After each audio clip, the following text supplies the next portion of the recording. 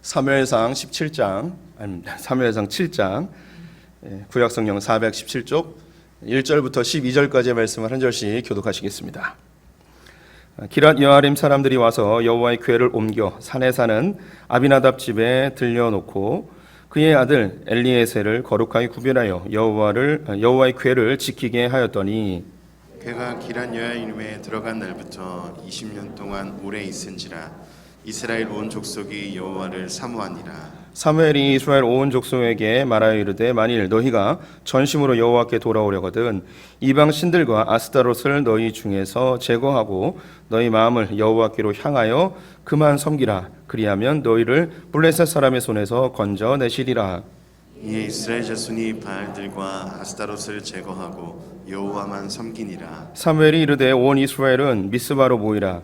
내가 너희를 위하여 여호와께 기도하리라 하매 그들이 미스바에 모여 물을 길어 여호와 앞에 붓고 그날 종일 금식하고 거기에서 이르되 우리가 여호와께 범죄하였나이다 하니라. 사무엘이 미스바에서 이스라엘 자손을 다스리니라. 이스라엘 자손이 미스바에 모였다 함을 블레셋 사람들이 듣고 그들의 방백들이 이스라엘을 치러 올라온지라. 이스라엘 자손들이 듣고 블레셋 사람들을 두려워하여 이스라엘 자손이 사무엘에게 이르되 당신은 우리를 위하여 우리 하나님 여호와께 쉬지 말고 부르짖어 우리를 블레셋 사람들의 손에서 구원하시게 하소서 하니 사무엘이 젖 먹는 어린 양 하나를 가져다가 온전한 번제를 여호와께 드리고 이스라엘을 위하여 여호와께 부르짖음에 여호와께서 응답하셨더라.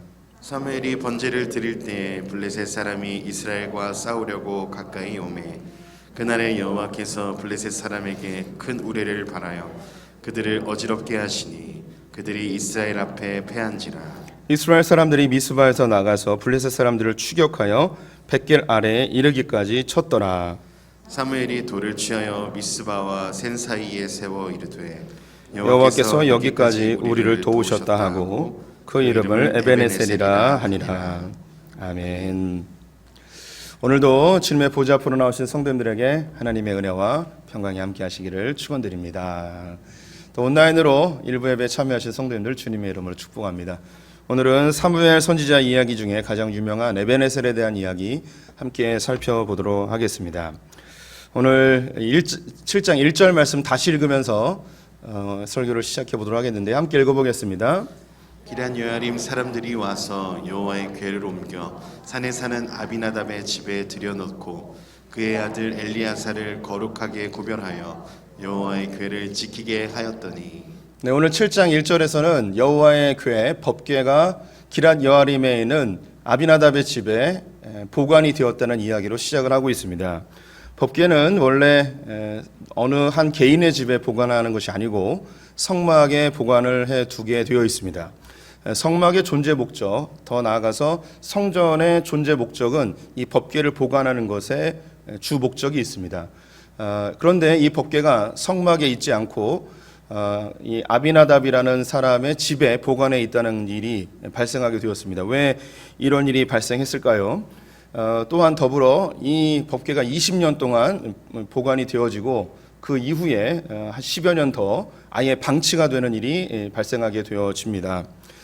왜 성막에 있었던 이 법궤가 이 기랏 여아림의 아비나답의 집에 보관하여 있는지 간략하게 설명을 좀 드리도록 하겠습니다. 사무엘이 성막의 나시린으로 드려지게 되어졌죠. 그 당시 대제사장은 엘리였습니다. 그 두 아들이 있었고 그들은 하나님 앞에 예배를 훼손하는 어리석은 제사장들이 되어졌죠. 그 즈음에 블레셋이 이스라엘을 공격하게 됩니다.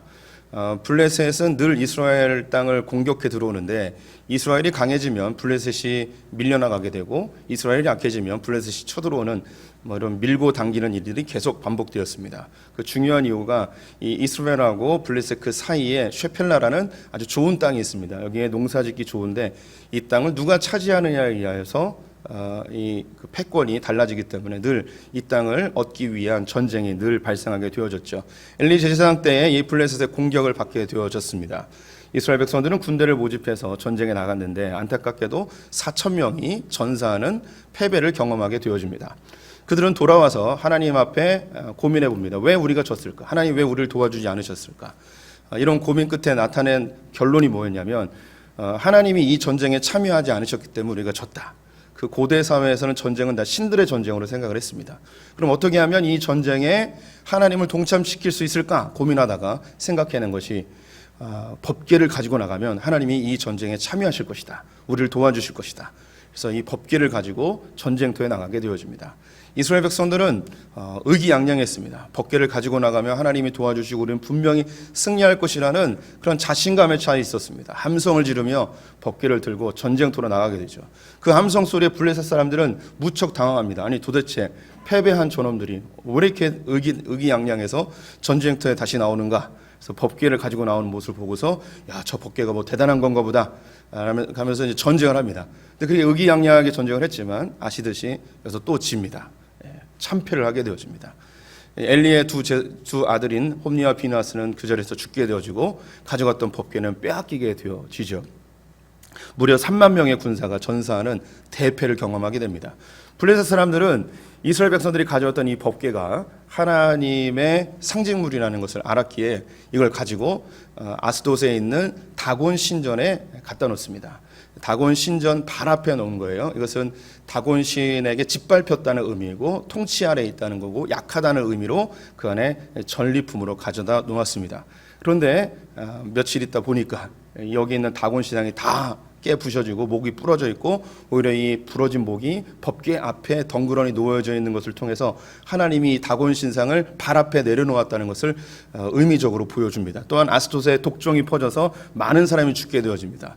여기에 당황한 아스돗 사람들은 이 법궤를 마치 폭탄 돌리기 하듯이 이곳저곳으로 다른 동네로 보내게 됩니다. 그런데 보내는 곳마다 다 받기를 싫어하죠. 결국 이스라엘로 돌려보내기로 결정을 합니다. 베세메스라는 곳에 갖다 놓았는데 소가 그냥 끌고 가서 수레에 끌고 가서 놓게 했습니다. 베세메스 있던 사람들이 그걸 열어봤습니다. 법궤는 아무나 열어보면 안 됩니다. 손을 대서는 안 되죠. 그래서 그 자리에 있었던 70명의 사람들이 하나님의 징계로 죽어버리게 됩니다. 깜짝 놀란 거죠. 야, 이거 괜히 갖고 있다가는 우리 다 죽겠구나. 그래서 저 산골짜기에 있는 기랏 여아림, 이름은 남아있지만 그 당시에 전혀 사람들이 알지도 못하는 완전히 시골 구석입니다. 혹시 그 경기도 평택시 팽성읍 도일리라고 아십니까? 예, 모르죠. 예. 저희 어머니 고향인데 버스도 들어가지 않는 마지막 동네입니다. 예, 그런 곳에 이제 숨겨놓은 거예요. 이 아비나답이 이걸 보관하도록 명령을 한 것이죠. 여기에 이렇게 덩그러니 놓여져 있었습니다. 우리 상황을 보시면 알겠지만 이 법궤가 빼앗기기 위해서 잘 보관하거나 혹은 누가 훼손할까봐 잘 관리하거나 이런 개념이 아니고 혹시 우리가 죽이면 어떡하나라는 두려움 때문에 이 법궤를 거기다 그냥 방치해 놓은 거라고 보시면 더 좋을 것 같습니다. 여기서 사람들은 이 두려움 속에 법궤를 방치해 놓았지만 하나님 입장에서는 이건 숨겨 놓은 겁니다. 하나님이 숨겨 놓으셨어요. 왜 숨겨 놓았는가? 하나님은 당신의 영광을 스스로 보존하시는 분이십니다. 보호하시는 분이에요. 하나님의 영광은 우리가 드높이는 게 아니고 하나님 스스로가 자기의 영광을 높이세요. 그래서 하나님은 이 법궤가 자신 이스라엘 백성들의 유익을 위하여 전쟁의 도구로 우상화되어지는 것에 대한 상당한 불쾌감이 있으셨습니다. 그래서 법궤를 법궤로 이용하지 않는 이스라엘 백성들을 보면서 이걸 그대로 놔뒀다가는 더 심각한 우상화가 될 것이라는 그런 염려가 생기셨습니다. 그래서 이것을 숨겨버리시죠. 그럼 법궤는 어떻게 이용하는 것인가? 법궤에 중요한 두 가지 의미가 있는데요. 하나는 하나님의 임재입니다. 하나님이 그들과 함께 한다는 것이죠. 또 다른 의미는 성경을 통해서 한번 살펴볼게요. 출애굽기 25장 22절 말씀 같이 읽어보겠습니다. 거기서 내가 너와 만나고 속죄소 위 곧 증거궤 위에 있는 두 그룹 사이에서 내가 이스라엘 자손을 위하여 내게 명령할 모든 일을 내게 이르리라. 법궤의 중요한 목적 중에 한 가지가 무엇이냐? 하나님이 말씀하시는 것입니다. 이 법궤 위에는 두 마리의 천사가 있는데 이 천사 사이에서 하나님께서 이스라엘 향한 말씀을 전해주겠다는 거예요. 제가 출애굽기 한 구절을 이야기했는데 다른 성경 구절에도 하나님이 법궤 그룹 날개 사이에서 말씀하신다는 구절들이 많이 나와 있습니다. 그래서 이스라엘 백성들을 이 법궤 앞으로 성막으로 모이라 이야기하시면서 말씀하시겠다라는 구절들이 반복적으로 나오죠. 이 법궤는 전쟁의 승리를 위한 우상이 아닙니다. 그들이 필요할 때 가지고 다닐 수 있는 그런 요술 주머니, 요술 방망이가 절대 아니었어요. 이 법궤의 목적은 하나님이 이스라엘 향하여서 하시는 말씀의 통로였습니다. 그 안에는 십계명 돌판이 두 개가 있었죠. 하나님의 말씀이에요. 하나님이 이스라엘 백성들을 향한 하나님의 메시지가 바로 이 법궤의 목적이었습니다. 그런데 사람들이 하나님 말씀을 들으려 하지 아니하고 이 법궤를 이용해서 자신들이 원하는 것을 얻어내려 하는 그런 우상화의 작업들이 그들에게 일어나게 되었습니다. 그래서 하나님이 이대로 놔뒀다가는 큰일 나겠구나. 하나님이 말씀하시는 이 법궤가 우상이 되겠구나. 그래서 숨겨버리시죠. 그 이후에 이제 사울이라는 왕이 서게 되어지는데, 사울은 성도님들이 아시듯이 하나님의 말씀에 귀 기울이는 자가 아니었습니다. 하나님의 말씀을 듣고자 하는 사람이 아니었기 때문에 법궤를 찾을 생각도 하지 않았습니다. 그 사이에 잘 관리하던 아비나답이 아마 죽은 것 같아요. 그 다음부터 이제 자녀들이 관리해야 되는데, 자녀들이 이 법궤에 대한 목적도 몰랐고 왜 여기 왔는지도 내용을 잘 몰라서 그랬는지 아마 그냥 방치해 놓은 것 같습니다. 그래서 그 다음에 다윗 때에 이르러서 이 법궤가 숨겨진 것이 드러나게 됩니다. 이건 역시 하나님께서 드러내신 것이죠. 감추어놨던 것을 드러내신 것입니다. 왜 드러내셨는가? 이제 법궤를 법궤로서 사용할 수 있는 사람이 나타난 거예요. 다윗은 이 법궤를 발견하여서 기쁨으로 3만 명의 군대를 이끌고 법궤를 가지고 오게 되어집니다. 그 사이에 무슨 사건도 있긴 하였는데, 법궤가 예루살렘에 들어올 때에 그는 덩실덩실 춤을 추면서 하체가 드러날 정도로 너무너무 기뻐했습니다. 이제 하나님이 이 나라 가운데 임재하시고 하나님의 말씀을 통하여서 내가 어디로 가야 될지 알 수 있다는 기쁨으로 다윗의 장막에 이 법궤를 놓고, 그가 문제가 생기거나 기도의 제목이 생기거나 하나님의 뜻이 궁금하거나 그럼 언제든지 이 법궤 앞으로 나아가서 하나님의 말씀을 듣는 삶을 살게 되어지죠. 그래서 이 장막을 다윗의 장막이라 하는데, 그래서 이 다윗의 장막이 지금 우리 기독교인들에게는 어떤 의미로 다가오냐면, 직접 다이렉트로 하나님 앞에 나아가서 주님과 친밀한 교제를 하는 장소를 다윗의 장막이라고 우리는 지금 그렇게 활용을 하고 있습니다. 하나님이 감추어 두었던 이 법궤가 다윗 때에 비로소 나타나게 되어진 것이죠. 그런데 여기 20년이라고 기록되어 있지만 또 더 많은 기간 동안 이 법궤가 사라져 있는데요. 이때에 이상한 일이 벌어집니다. 법궤가 사라졌는데 이스라엘 백성들 사이에서는 신기한 일이 벌어집니다. 그 일이 2절에 나와 있습니다. 2절 말씀 같이 읽어보겠습니다. 괴가 기럇 여아림에 들어간 날부터 20년 동안 오래 있은지라 이스라엘 온 족속이 여호와를 사모하니라. 네, 이 기럇 여아림 아비나답의 집에 법궤가 20년 동안 보관되어 있었습니다. 그 이후에는 그냥 방치가 되어졌었는데요.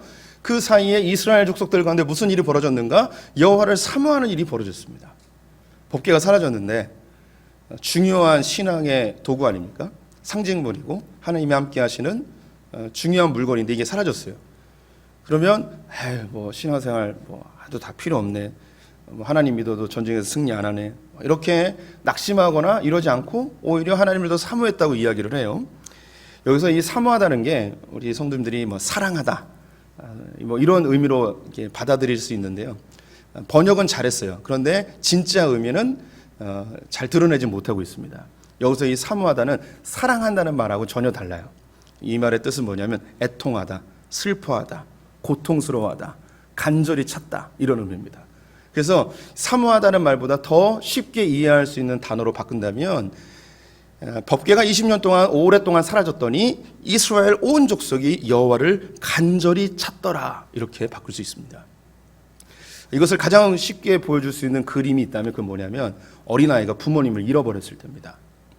어린아이가 부모님을 잃어버리며 애통해하며 고통스러워하며 눈물을 펑펑 흘리며 엄마를 찾죠.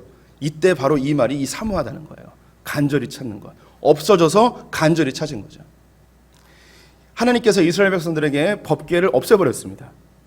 그랬더니 이스라엘 백성들에게 무슨 일이 벌어졌냐면 여호와를 찾기 시작했습니다. 이제 느낌이 좀 오시나요? 하나님이 이 법궤를 왜 숨겨놓으셨는지. 그들은 이 법궤를 보면서 하나님이라고 생각했습니다. 이 법궤만 있으면 자신들의 문제가 해결될 거라고 생각했습니다. 이 법궤만 있으면 자신들이 승리할 거라고 생각했죠. 법궤에게 관심이 있었는데 정작 이 법궤를 주신 하나님에게는 관심이 없는 거예요. 그래서 하나님께서 이 법궤를 사라져버리게 하니까 그때서야 비로소 정말 하나님을 찾는, 진정한 하나님을 찾는, 그 오리지널 하나님을 찾는 일이 그들 가운데 나타나기 시작했습니다. 그들 마음속에는 어쩌면 위기감이 들었을 수도 있습니다. 이 법궤까지 사라져버리고 전쟁에서 패배하고 이러다가 우리나라 망하는 건 아닌가. 엘리 제사장, 그들의 영적 지도자는 전쟁에서 패배하고 법궤를 빼앗겠다는 이야기를 듣고서 뒤로 넘어져 목뼈가 부러져 죽게 되었습니다. 영적 지도자는 사라져버렸죠. 법궤도 없어졌죠.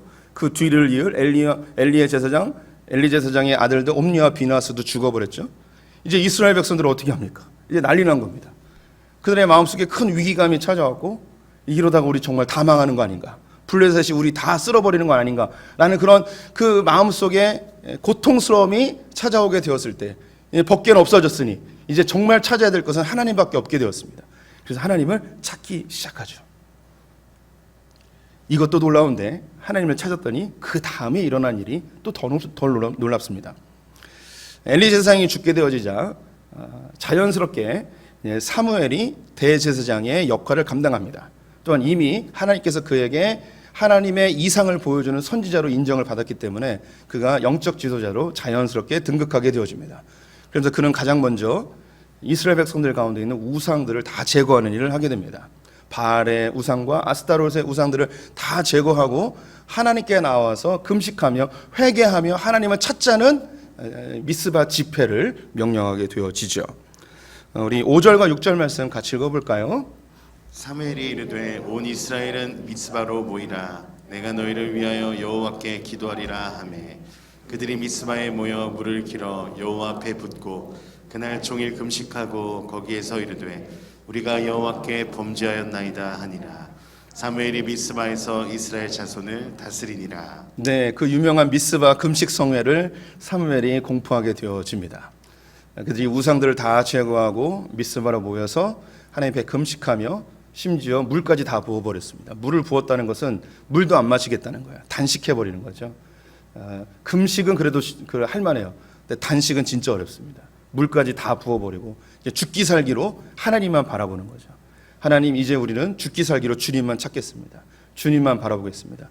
그 어떤 것도 보지 않고 주님만 보겠습니다 하며 지금까지 주님 아닌 다른 것들 봤던 거 우리의 범죄로 인정하고 회개합니다. 용서해 주십시오. 미스바 성회를 진행하게 되어집니다. 이스라엘의 유력한 사람들이 다 미스바로 모였더니 블레셋이 착각을 합니다. 얘네들이 이제 3차 전쟁을 하려나 보다. 이제 큰일 났다. 우리 다시 힘 모아서 이놈들을 다 싹쓸이하러 가자라고 전쟁이 일어납니다. 큰일 났죠. 이제 금식까지 했어요. 먹을 물도 없어요. 이제 전쟁하면 이제 다 죽습니다. 와, 이런 위기의 상황에 무슨 일이 벌어지는가? 하나님께서 기적을 일으켜 주십니다. 우리 10절 말씀 같이 읽어볼까요? 사무엘이 번제를 드릴 때 블레셋 사람이 이스라엘과 싸우려고 가까이 오매 그날에 여호와께서 블레셋 사람에게 큰 우레를 발하여 그들을 어지럽게 하시니 그들이 이스라엘 앞에 패한지라. 하나님이 큰 우레를 발하십니다. 천둥 번개가 우르릉 쾅쾅 치는 거죠. 근데 이 우레 소리가 너무나 강력해서 이 블레셋 사람들이 혼비백산 되어집니다. 공포에 사로잡히는 거죠. 우리 성도님들이 뭐 큰 비나 혹은 큰 번개 소리, 천둥 소리 뭐 이런 거 경험하시면 그 자연의 그 위대함이나 자연의 강력함 앞에서 엄청난 공포를 느끼실 때가 있을 겁니다. 저도 뭐 그런 적이 있었어요. 네, 번개가 제 눈앞에서 막 떨어지고 홍수로 차가 밀려나가고 막 이런 일을 경험해 보니까 그때는 뭐 그냥 기도가 나오더라고요. 주님 살려주세요. 저절로 나오더라고요. 뭐 이 블레셋 사람들도 이 엄청난 우레 소리에 혼비백산에 대해서 우왕좌왕하고 있었습니다. 그때 이스라엘 사람들이 배가 고프지만 이 무기를 들고 나가서 혼비백산하고 도망하던 블레셋 사람들을 치게 되어지죠. 여기서 이제 중요한 게 나오는 거예요. 이스라엘 백성들은 법궤를 가지고 나가서 블레셋과 싸우면 승리할 거로 생각했는데 패배하고 3만 명이 죽었습니다. 법궤가 사라졌습니다. 근데 이스라엘 백성들이 법궤가 사라지자 여호와를 진심으로 찾게 됩니다. 하나님을 찾게 되죠. 주님을 사모하게 됩니다. 주님을 갈망하게 됩니다. 주님을 갈망하였더니 무슨 일이 벌어지는가? 하나님이 그들을 도우셔서 블레셋을 이기게 되어집니다. 이런 큰 전쟁은 이스라엘 백성들이 가나안 땅에 들어와서 여러 차례 블레셋과 전쟁을 하였지만 한 번도 이렇게 큰 승리를 거둔 적이 없습니다. 그 전에 삼손이라는 사람이 블레셋에 끌려가서 사람들을 죽이기도 하였지만 그건 전쟁이 아니었어요. 혼자서 한 거죠. 이렇게 이스라엘 민족이 블레셋과 전투해서 처음으로 승리한 게 바로 이 자리예요. 어떻게 승리했는가? 그들이 법궤를 가지고 나간 게 아니고 법궤는 사라졌지만 여호와를 갈망하며 주님을 찾았더니 주님이 그들을 도우시게 되어졌습니다. 이 일을 통해서 주님이 우리에게 메시지를 전하고 싶으신 게 있죠. 주님을 갈망하라는 거예요. 주님을 찾으라는 거죠. 주님과 우리 사이에 아무리 좋은 게 있어도 이것은 도구이고 수단이지 목적이 될 수 없다는 거죠. 법궤가 나쁜 겁니까? 아니죠. 법궤는 하나님의 임재의 상징이고 하나님의 말씀의 통로였습니다. 얼마나 소중하고 좋은 겁니까? 그런데 이스라엘 백성은 이것을 우상으로 만들어 버리죠. 사람들은 참 그 우상을 만드는 걸 좋아합니다. 아마 우리가 두려움을 본질적으로 해결하지 못해서 무엇인가 자꾸 의지하고자 하는 그런 욕구가 있기 때문이 아닐까 싶습니다. 우상을 만든다는 것은 어떤 면에서 하나님, 신적 존재에 대한 갈망함이 그 자리에 대신하고 있는 대체물이 아닐까 싶습니다. 우리는 신앙생활하면서 우상 숭배하지 말라는 말을 많이 들었습니다.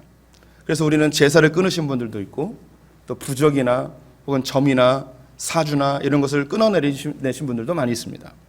기독교와 타 종교의 가장 큰 차이점 중에 한 가지를 꼽는다면 모든 종교는 다 우상이 있습니다. 그들의 상징물들이 있죠. 그런데 이 기독교는 우상이 없습니다. 우상을 철저하게 금하죠. 하나님이 참 놀라운 게 우리에게 우상이 될 만한 것을 싹 다 사라져버리게 하셨어요. 구약의 성전은 엄청난 그 신앙적 상징물입니다.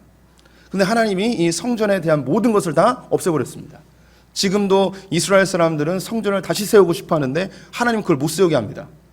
그 성전 자리 위에 예루살렘 모스크가 있어요. 이슬람 사원이 있어요. 그래서 만들고 싶어도 못 만들어요. 그리고 400여 년의 전쟁을 통해서 성전에 있었던 모든 기물들과 장식품들이 다 사라져 버렸습니다. 싹 사라졌어요. 참 신기하지 않습니까? 그 많은 유물들이 하나도 남김없이 다 사라졌습니다. 하나님은 우상이 될 만한 걸 아무것도 남겨놓지 않습니다. 우리에게는 예수 그리스도가 굉장히 중요한 존재이죠. 놀라운 것은 예수 그리스도와 관련된 모든 것이 사라졌습니다. 하나님이 만약에 한 개라도 남겨놨으면 그것 때문에 난리 났을 겁니다. 지금도 예루살렘에 가보시면 사람들이 만들어 놓은 우상화 작업들이 엄청나게 많이 있습니다. 제가 그 성지순례를 우리 성도들에게 권하지 않는 중요한 이유가 있는데 그 한 가지가 거기 가면 예수 그리스도의 흔적을 만날 수 없어요. 뭐만 남아있냐면 우상만 남아있어요. 뭐 각종 정교회들과 로마 카톨릭이 우상화 작업을 해놓은 것들이 너무나 많이 있어서 가면 주님의 흔적, 예수 그리스도의 마음 전혀 배우지 못합니다. 그래서 그냥 그 돈이면 동남아시아 좋은 리조트 가서 이제 쉬고 오시는 게 더 낫다 그렇게 이야기를 하는데 심지어 예수님의 무덤은 3개나 있어요. 3개 중에 어디가 진짜인지 아무도 모릅니다. 또한 그 무덤 교회라는 곳이 있는데 이 무덤 교회는 6개의 교단이 서로 싸워서 나눠서 관리하고 있습니다. 심지어 그 안에서는 몇 년 전에라고 해도 몇십 년 전에 살인 사건까지 났어요. 누가 더 많은 구역을 차지할 것인가?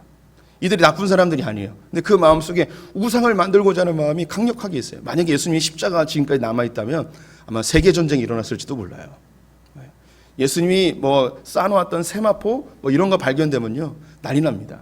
뭐 이런 게 발견됐다고 하는데 그거 가짜예요. 그거는 뭐 존재할 수 있는 게 아닙니다. 사람들은 그렇습니다. 심지어 우리 종교개혁과 믿음의 선배들은요 교회 안에 십자가도 못 걸게 했어요. 그래서 우리 그 전통적인 장로교 교단에서 신앙생활 하신 분들은 어린 시절에 십자가가 없는 교회에서 생활하셨습니다.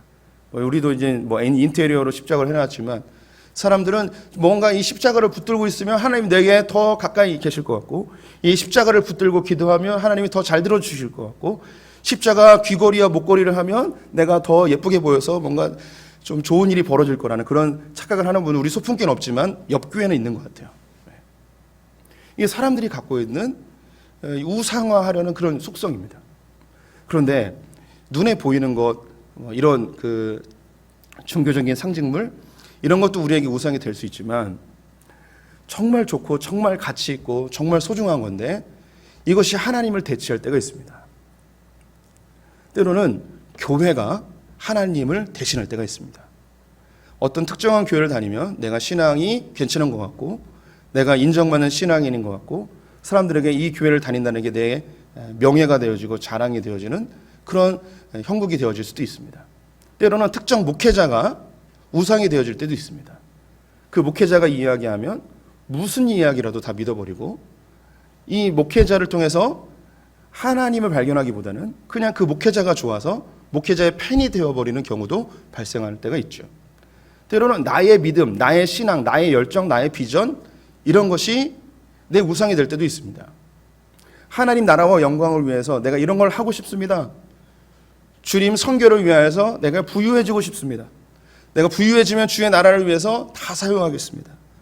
내가 영향력 있게 많은 사람들에게 복음을 전파하기 위해서 내가 어떤 자리에, 어느 정도의 위치에, 어느 정도 성공은 이루어되지 않겠습니까?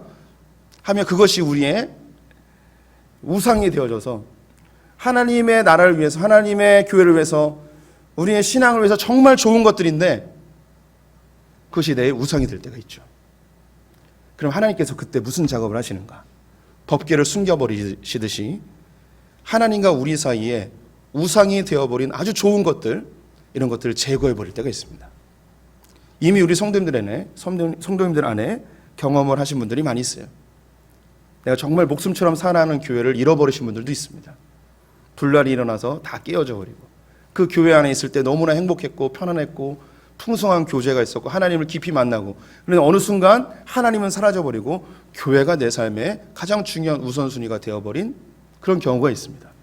그때 하나님께서 그 교회를 풍비박산을 내기도 하고 그 교회가 사라지기도 하고 내가 떠날 수밖에 없는 상황이 되어버릴 때가 있습니다. 그때에 우리에게 나타나는 현상이 있는데 그게 뭐냐면 여호와만 사모하게 되어지는, 주님을 친정 갈망하게 되어지는, 하나님과 내 사이에 그 어떤 것도 존재하지 않는 오직 주님만 바라보는 일이 나타나게 되어지죠. 때로는 어떤 특정 목회자를 사모하고 그분의 말씀에 큰 은혜를 받고 그분을 통해서 신앙의 성숙을 경험한 것 너무너무 좋은데 어느 순간 하나님과 내 사이에 하나님은 사라져버리고 그 목회자만 남아있는 경우가 있습니다. 그때 하나님께서 이 목회자를 치시는 경우가 있습니다. 사라져버리게 하는 경우가 있죠. 한 12년 전에 LA에서 큰 사역을 했던 한 목사님, 한국 교회에도 영향을 미쳐서 한국에 와서 이제 교회를 개척하셨어요. 안타깝게도 그분이 죽게 되었는데 놀라운 일이 그 다음부터 벌어지기 시작합니다. 교회 담임 목사가 죽으면 새로운 목사를 청빙을 해야 되는데 이 교회는 청빙을 안 하는 거예요. 그리고 설교 시간에 그 죽은 목사님의 설교를 영상으로 틀어주기 시작합니다. 지금까지. 더 이상 이야기하지 않겠습니다. 그분들도 뭐 나름대로 뭔가 믿음이 있을 것 같은데 정상적으로 보이진 않죠. 그분들에게 하나님을 만나기 위해서는 유일하게 그 목회자만 있어야 되는 거예요. 그 목회자만 있어야지 하나님을 만날 수 있다는, 하나님의 은혜를 받을 수 있다는 우상화에 사로잡히게 되어지죠. 그 목회자가 잘못되거나 그 교회가 잘못되거나 어떤 이 특정한 인물이 잘못되거나 이런 개념이 아니에요. 우리 모두가 다 우상을 만들기를 좋아하고 우상이 있으면 편안하고 그래서 우상에게 몰입하여 결국 하나님을 만나지 못하는 일이 발생하게 되어집니다. 저는 신학을 하면서 하나님 나라 영광을 위해서 쓰임받는 존재가 되길 원했습니다. 성공하고 싶었고 유명해지고 싶고 이런 생각이 들었죠. 그래서 하나님께 열심히 기도했습니다. 날 사용해 주십시오. 성공한 목회자 되고 싶습니다. 그런데 이게 하나님 나라 영광을 위한 거라고 얘기했지만 간판은 잘 걸었지만 나중에 보니까 이게 내 우상이었습니다. 하나님이 이용해서 내가 높아지고자 하는 제 마음이었죠. 그런데 우리 그 성경에 나오는 선배들도 대부분 그랬습니다. 이스라엘 백성들은 성전을 잘 지어놓고서 이 성전이 우상이 되어버렸습니다. 성전을 통해서 하나님을 만나야 되는데 성전이 우상이 되어버렸어요. 그래서 그들은 하나님께서 이 성전이 있기 때문에 멸망시키지 않고 그들을 풍요롭게 하고 잘 사는 나라, 세상에서 가장 유력한 나라로 만들 거라는 그런 확신을 갖고 있었습니다. 하나님을 찾지 않고 성전을 소유했다는 것으로 자부심을 가지고 있었어요. 그럼 하나님 어떻게 하시느냐? 성전을 없애버리죠. 그래서 바벨론에 의하여 성전을 싸그리 없애버립니다. 돌 위에 돌 하나도 남김없이 다 없애버리죠. 이 일들이 제자들에게도 똑같이 일어납니다. 예수님을 3년 동안 따라다녔죠. 예수님은 나를 믿으니 또 아버지를 믿어라 이런 말을 하고 내가 곧 길이요 진리요 생명이니 나로 말미암지 않고는 아버지께로 갈 자가 없느니라 이야기하면서 예수님이 오신 것이 하나님께로 인도하기 위함임을 계속 반복적으로 이야기하십니다. 그런데 이 제자들은 예수님을 통해서 하나님의 그 놀라운 계획을 발견하기보다는 예수를 통해서 자기가 이 땅에서 좀 좋은 자리, 괜찮은 성공의 자리, 행복한 삶, 평화로운 삶, 미래가 안정적인 삶을 꿈꾸는 그런 예수를 우상화시키는 것으로 바꿔버리죠. 그럼 하나님은 똑같은 일을 반복하십니다. 법궤를 없애버리셨던 그 하나님이, 성전을 사라지게 하셨던 그 하나님이 예수를 사라지게 하죠. 예수를 없애버립니다.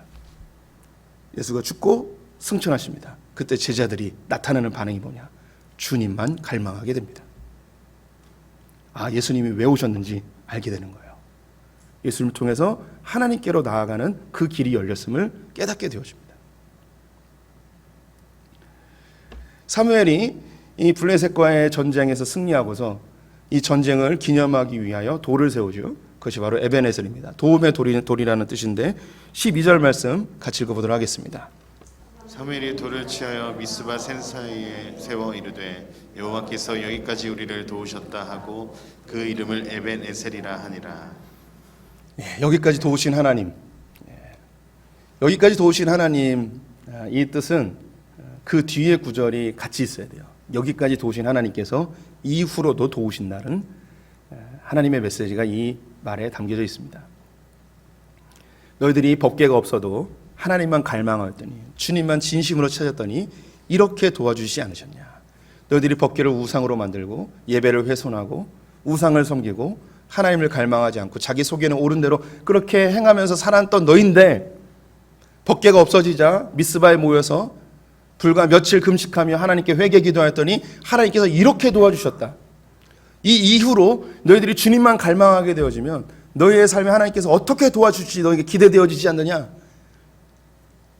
그럼에도 불구하고 여기까지 인도하신 그 하나님께서 이후로 영원토록 너희들을 돌봐주실 것이다. 조건이 있는데 그것이 뭐냐면 여호와를 갈망하는 것.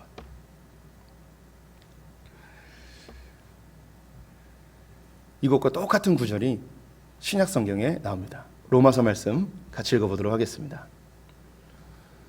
자기 아들을 아끼지 아니하시고 우리 모든 사람을 위하여 내주시니가 어찌 그 아들과 함께 모든 것을 우리에게 주시지 아니하겠느냐.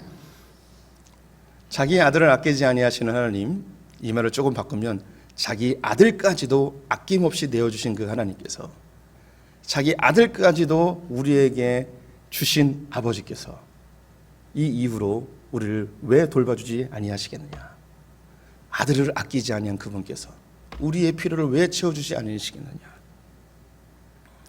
우리 성도님들, 저나 성도님들 다 모두가 하나님 앞에 정직하지 않고 올바르지 않습니다. 부족한 것 투성이고 실수 투성이죠. 그럼에도 불구하고 여기까지 인도해 주셨습니다. 또한 그럼에도 불구하고 자기 아들을 아낌없이 우리를 위해 내어주셨습니다.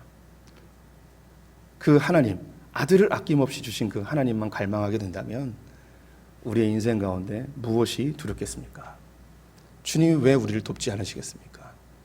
그렇게 우상숭배와 자기 소견에 옳은 대로 행하였던 그 이스라엘 백성들이 금식하며 주님께 회개하였더니 그들이 지금까지 경험해보지 못했던 블레셋과의 전쟁에서 그 엄청난 승리를 경험하게 하신 그 하나님이 그 이후로 주님만 갈망하면 왜 돕지 않으시겠습니까? 우리 성도님들, 하나님과 우리 사이에 그 어떤 것도 있어서는 안 됩니다. 아무리 좋은 종교적 행위와 종교적 인물과 종교적 상징물도 하나님과 우리 사이에 존재하면 안 됩니다. 오직 우리는 주님만 갈망하고 주님만 바라보고 주님만 사랑하셔야 할 것입니다. 우리 함께 찬양하겠습니다. 우리 박수 치면서 찬양할까요? 주 없이 살 수 없네 죄인의 구주여 그 귀한 보배 피로 날 구속하소서 구주의 사랑으로 흘리신 보혈이 내 소망 나의 위로 내 영광 됩니다. 주 없이 살 수 없네 나 혼자 못 서리 힘없고 부족하며 지혜도 없도다. 내 주는 나의 생명 또 나의 힘이라 주님을 의지하여 지혜를 얻으리. 주 없이 살 수 없네 내 주는 아신다. 내 영의 깊은 간구 마음의 소원을 주밖에 나의 마음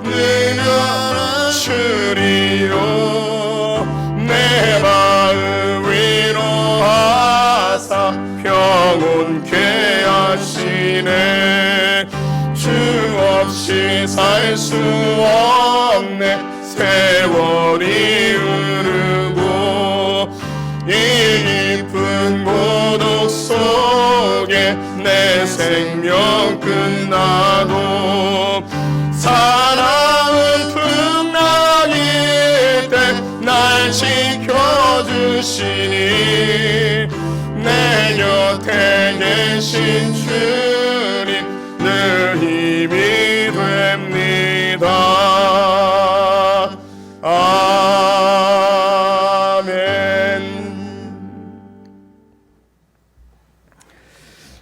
하나님, 우리의 전부를 받기 원하시는 주님, 주님과 우리 사이에 그 어떤 것도 방해하거나 간섭하거나 끼어들지 못하길 원하시는 주님, 마음과 뜻과 정성과 힘을 다하여 주님을 사랑하길 명령하신 주님, 우리가 이 시간 주님만 사모하기를 결정합니다.